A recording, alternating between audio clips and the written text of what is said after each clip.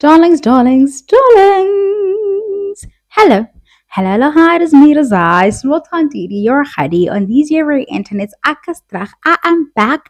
Hello, Yala. Haven't seen me in a bit. You guys, like, honestly, I don't know what it's gonna take for me to just like boom, boom, boom, boom, boom, Put it out like that. I don't know what it's gonna take. But to be fair, I've spent like an hour just trying to set up everything. And I'm not film passionate. I think that's what makes it hard. I just want to talk. I would rather all of this happens on its own. I wouldn't even ask what kind of black magic is that. I'll be like, oh yeah, it's setting itself up, darling. Um, I'll be there shortly. Anyway, what do I want to talk about with you guys? Listen, polygamy is abusive. It's abuse. I don't give a shit. I don't careth a damn. Okay? Like, there's no argument you're making with me. There's no historical context you're giving me where it's still not abusive. There's nothing you can say. Ayo. We've had the Museleku family all over our timelines because there's a new season out.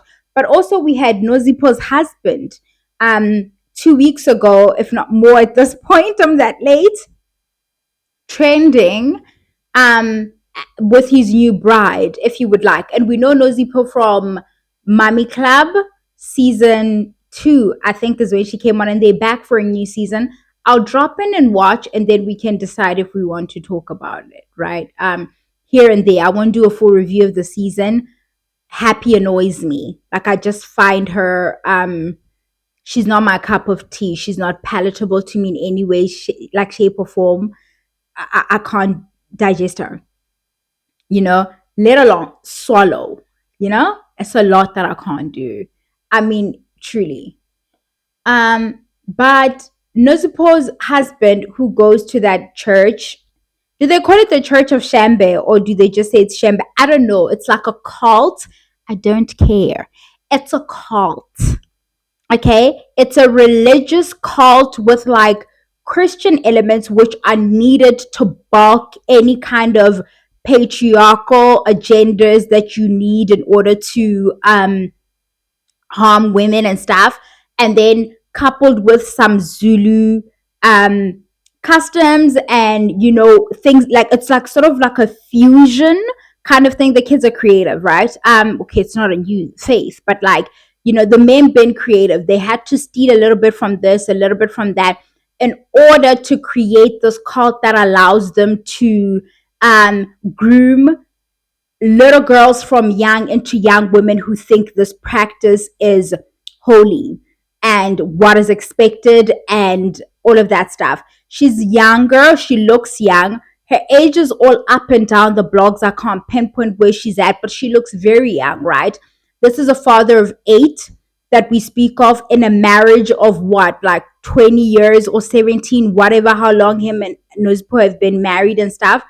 And the man wants second wind, right? Like, he wants to start a new life and feel fresh again and get a fresh girl and stuff like that. And from what I understand, virginity, purity culture is something that is at the core of this cult. And it's yeah, man. It's everybody's like, oh, why would you save yourself only to come and give yourself to this man? Why would you do this? If she grew up in that faith, she's primed for it. The grooming happened by way of faith already.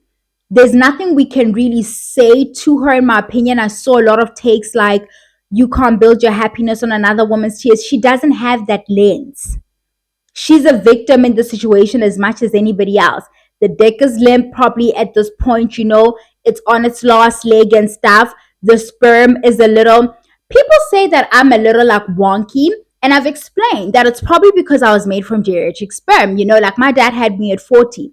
So here we have these much older men with like their tired ass sperms just struggling through the canality, just struggling to swim upstream and get to this very fresh egg, and then a slow baby is born. And it's like, for years, men have perpetuated this idea that like their sperms, they can have babies until forever. But what quality of person do they actually produce? What quality of pregnancy does the woman get to have, having this being the semen that fertilized their egg and all of that stuff? Wild how we know it's a fertilizer, but then we also say that's his seed. Like this stuff. There's somebody I watch a lot who also makes this point because it's always confused me. But it's abusive. Okay, it's abusive to Nozipo, and it's also abusive to this young woman who's never going to know a fresh penis, and that is just literally devastating. And I'm not reducing this or deducing this to something as simple as sex or making it just about that, because I'm sure there's more she's going to endure under such circumstances that will hurt her immensely. I'm just saying pleasure is as important to us as women as the next person. And she's getting something that's just not, you know, in its prime. It's not going to perform well. It's just not going to do that. I don't want to dwell on it, but it's not going to do that. Everybody's saying, oh my God, he goes to this church, because when we first learned that he wants to take a second wife and all of that humors happened online and stuff, we didn't know that he belonged to this faith. We know men of this faith go down this route, and everybody's like, oh my God, I can't believe she made all of that noise and he goes to this church. She should have known. She should have known. When they got together, according to Nozipo, he had said this is not something he's interested in doing, right? And now he knows he has her locked in, 8 kids in. I understand that it's a blended situation, but those are Nozipo's kids. I don't give a shit.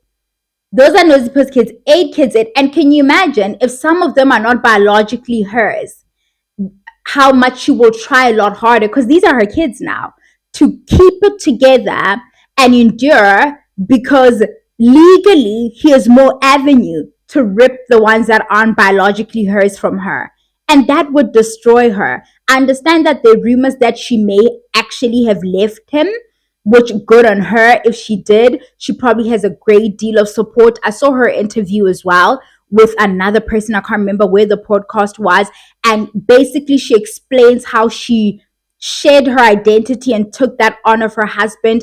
And this is the fucking thank you she got, because there are no thank yous for patriarchy princesses. Okay, you get shat on like the rest of us.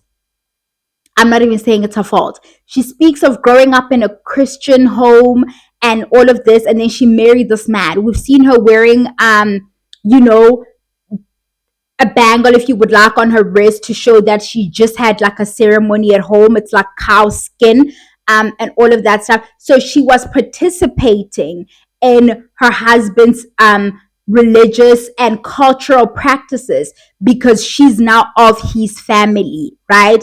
And she now has his clan name, and she's had to rid herself. That's why I say the sacrifice is immense that women make in order to be married, and it's never appreciated. And if you ever suggested a day in your fucking life that that man do the same for you, it's not gonna happen. He'll tell you that, yeah, small town Didi, I could never ever be anything else. But you are so ready to stop being the person that you love and know, and to go morph yourself into an accessory in somebody else's life, and you find honor in it. You try to make us believe, those of us who are like, yeah, it's not adding up, babe.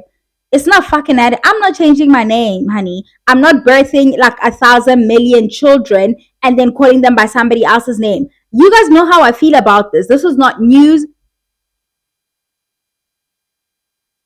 Baby, I thought my mic was off. I was gonna be pissed. But this is not new. You guys know how I feel about it. Like the witchcraft that was done in the year of our Lord, whenever the pyramids were made, to delude women into thinking this is a fair exchange and a fair setup. I want some of that witchcraft. My business needs that witchcraft, because it is crazy how much you, like, women have decided that this makes sense. None of it makes sense. They have no appreciation for it. She's done this for close to 2 decades, if not 2 decades already. And this man was still like, not enough. I want more. I want a new one, something fresh off the lot. And, yeah, that's my vibe. That's what I want to do right now. The kids are crying. He's wrecking his home. He doesn't care. He doesn't care. He knows eventually she will still try to maintain his image for their kids. She's still going to be the one now trying to maintain a relationship between him and his children, maintain his stature in their eye. She's going to do all of that work because the narrative building is on us. The construction of what this family is, the ideas we want our children to have, they're on us. We do all of that until they grow enough to see, oh, my daddy's a loser. My daddy's a horny little loser who wanted to like hump on a younger woman and abandon my mom after she had labored and multiplied him. My daddy's a loser. Until the kids can get to that point themselves. Then we have Musam Selekude. I can't stand that creator, actually. He deserves to be called that. We don't even say correctly. I can't stand him. I cannot stand that man. Listen to me. I watched the first season with everybody else when they got those cars and people were like, woo, woo, I want a man. Get a job, bitch. Buy your own car. I remember there were like fat women all over Durban begging that man to marry them because it's like, this mic is scaring me. Because, it's like all his wives are chubby. So all the chubby girls were like, oh my God, I want to be number 5. I want to be number... Baby, why do you want to be number 5 when you can be number 1 in your own life? Are you okay? Are you okay? But then I fell off and I keep up with the show through social media. Do I have access to it? Yeah. I think they're on Showmax or some seasons on Showmax. I'm not watching them. I'm not watching them. Okay? I don't get it. I don't get it. His son has that other show where he's also trying to be his dad. Fathers are in the home. Yes, yes, yes. The kid has picked up on the fact that women are accessories. The child has picked up on the fact that women are things you add to your collection as any other collector does, and you treat them as such. One of his sons is going down this path, and he has no personality of his own. He cosplays being his father full time. No doubt to try and garner his father's attention because his father spread so thin, and not amongst his family, outside trying to recruit more wives. That's where the spread is happening, right? So the son is now having this behavior of trying to be exactly like his dad so they can have something to bond about, no doubt, right? And it was displayed to him. And we cannot forget that the women participated in helping him craft this narrative. He watched his mom be an accessory to his dad and his other moms be an accessory in his dad's life, and he's like, oh, okay, that's what women do, that's what women are for, and my daddy's really going to be proud of me if I go down this path. I don't know if we ever talk about disease, right? So concerned about the DL men and how apparently they're fetching the fucking HIV from the gay men and coming back and get, no, it's just you guys fucking in a circle.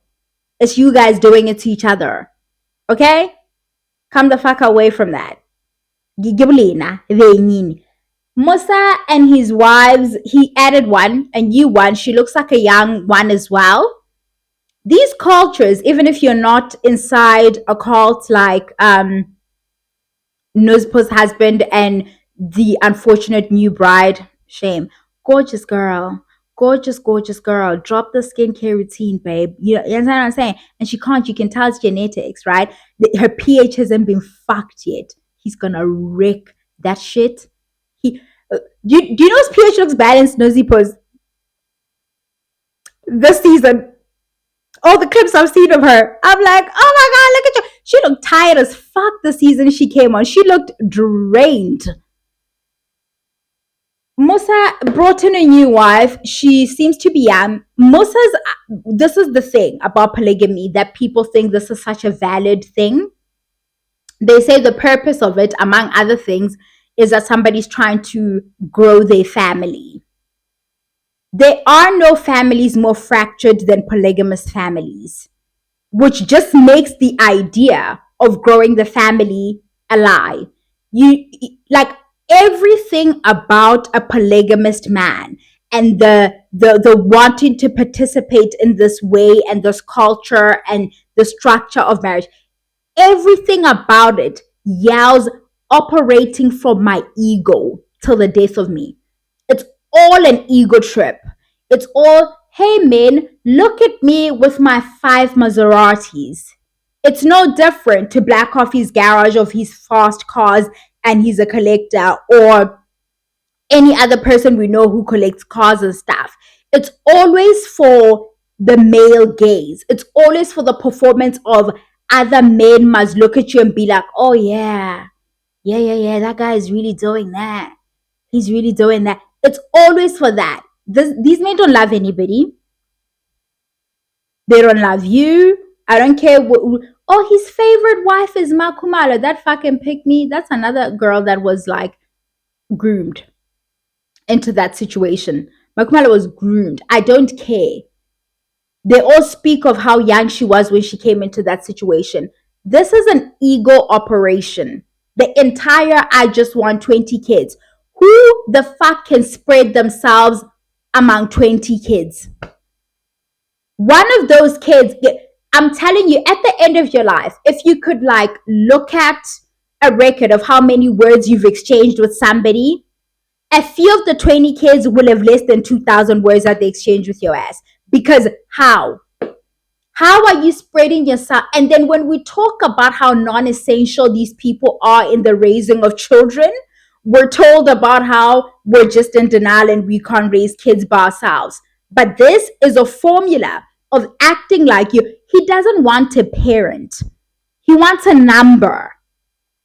He's actively chasing a number that he thinks is going to make him feel like the man or make him feel whole, and he can beat his chest like King Kong in front of the other men and they can be like, yeah, he's got 20 kids. I see it around me all the time, right? Like dudes who don't got shit going on, right? And they walk around saying, yeah, I've got 5 kids and I've got 2. Hasn't bought a diaper for not one of those kids. Hasn't changed a diaper that he hasn't even bought, right? For any of those kids, hasn't seen some of them in a while. It's just that you get to say, right? And then we also make the mistakes of giving these kids their names. And then they say things like, yeah, carrying on my legacy and things like that, as if it's set in stone. We have the like Jolie Pitt kids there changing their last names. One of Elon Musk's kids dropped her, or is the kid non-binary? Or is that one of them? I don't know, but somebody dropped his name. That's how it's not set in stone. I know people who come from lines of polygamy.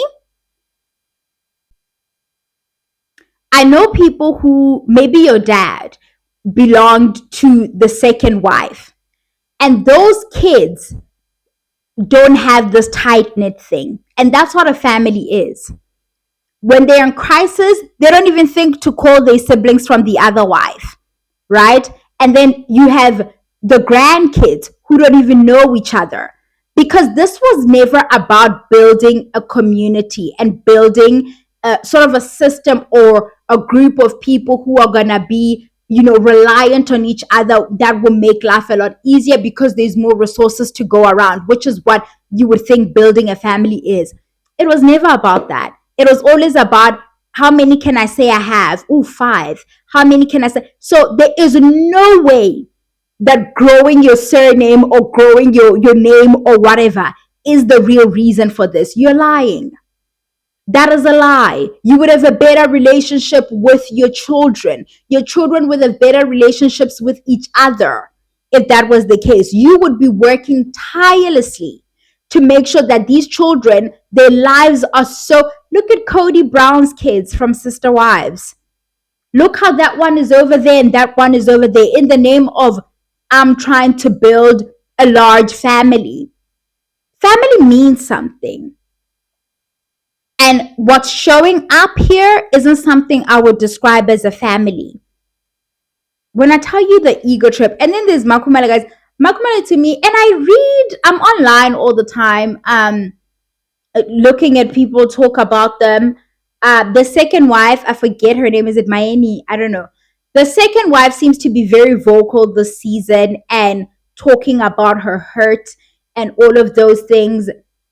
Makumala is still being the world's biggest pick me, and I guess we can't all the way blame her because he got her really young, so she's agreeable. Those of you who don't know, Makumalo hasn't been able to have kids. This man won't allow her to use the advances available in reproductive science to help her conceive. He says, oh, he just loves her as she is, and the fact that she can't bear him kids is no matter, which is an excuse for him to continue to get more wives because she hasn't added to his grand total of 20 kids, right? And so she operates from this place of trying to earn her keep.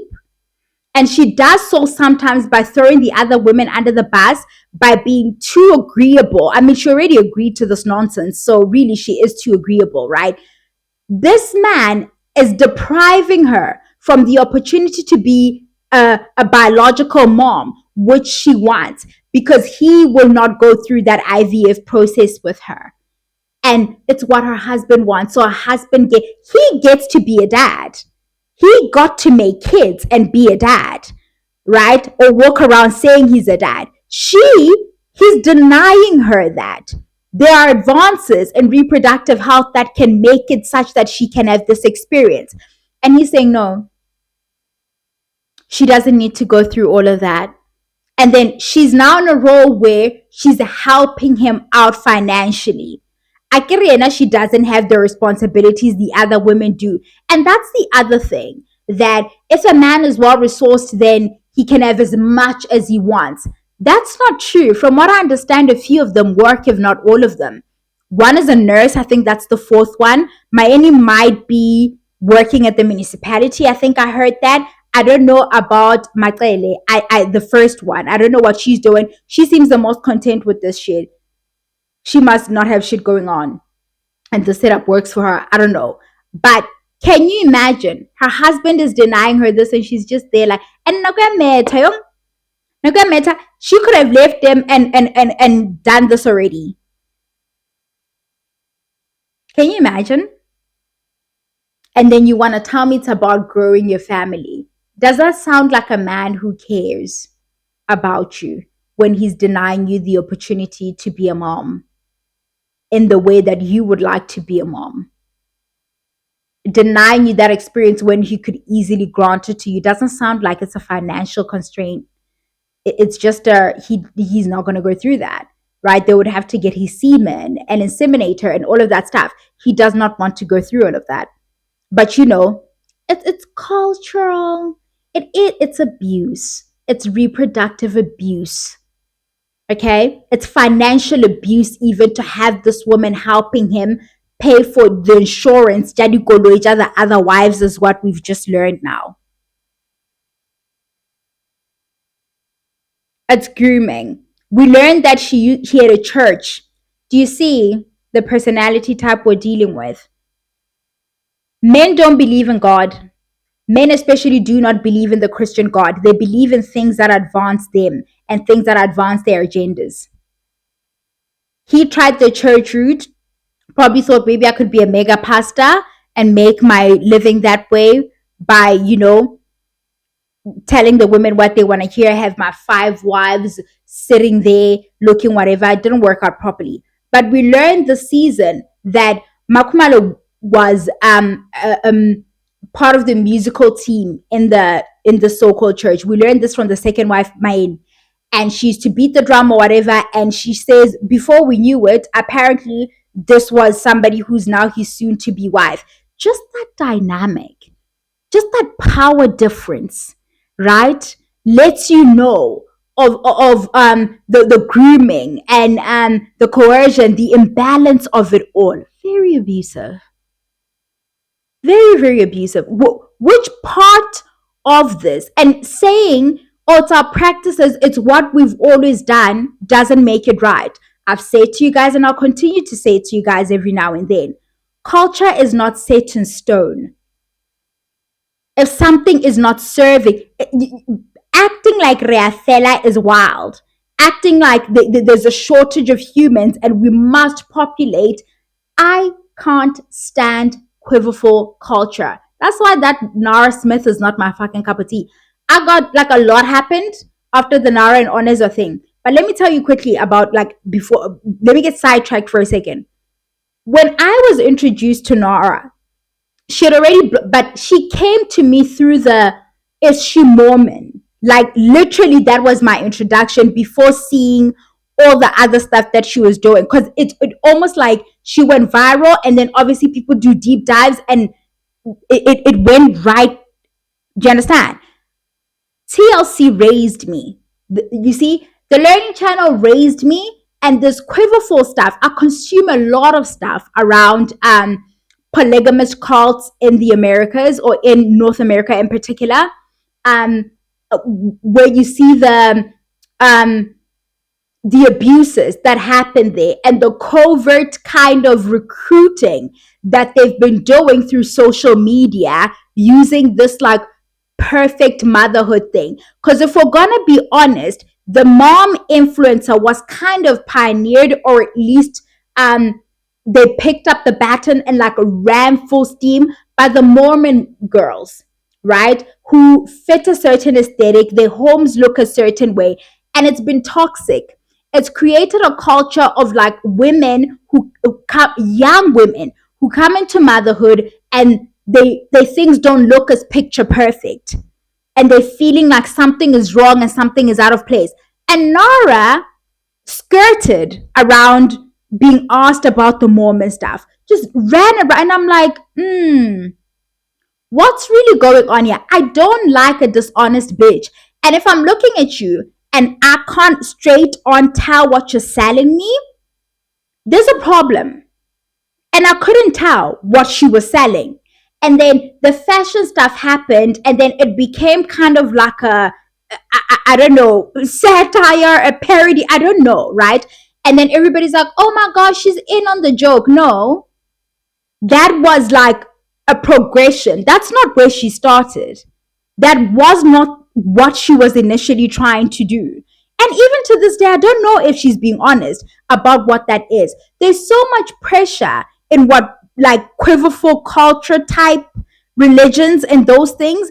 There's so much toxicity that they put out in terms of how they curate their social media and the harm that it causes on young mothers. The expectation as well, because the men are also watching. The men are expecting the women to come out of delivery looking a certain way, come back home and immediately be the perfect mom and know what's going on. And there's all of this fighting that happens in those initial, the first few months of the child's life, when you're not perfect, and this big baby of a husband that you agree to be with wants you to be perfect, still wants you to show up as sexy girl in his life. Because why? This curated image. Or that's my gripe with Nara. If you've ever wondered, I could never trust what she's selling. It looked like something else was being pushed. It always felt that way to me. I couldn't get into her. I didn't get it at all. And it's, oh my God, it's just entertainment. It's me. No, it's not. Donald Trump's in the White House. It's never just that. Okay? It is never just that. Back to these other ones. Culture is not set in stone. It's not fixed. It's addressing a problem and need of the day. Arishoti, there are enough Zulu people, there are enough black people. We don't need Musa to be littering his sperm about the place. We actually, Arishoti, like, people are not running out. In fact, there's too many of us. I say even. The earth is like, let me breathe. So what need is this addressing exactly when we say that's just their culture? Your culture is abusive. That's all I have to say on that. I'll watch Mommy Club and see if I really want to talk about it. I probably won't. But I'll watch. Bye, Ella.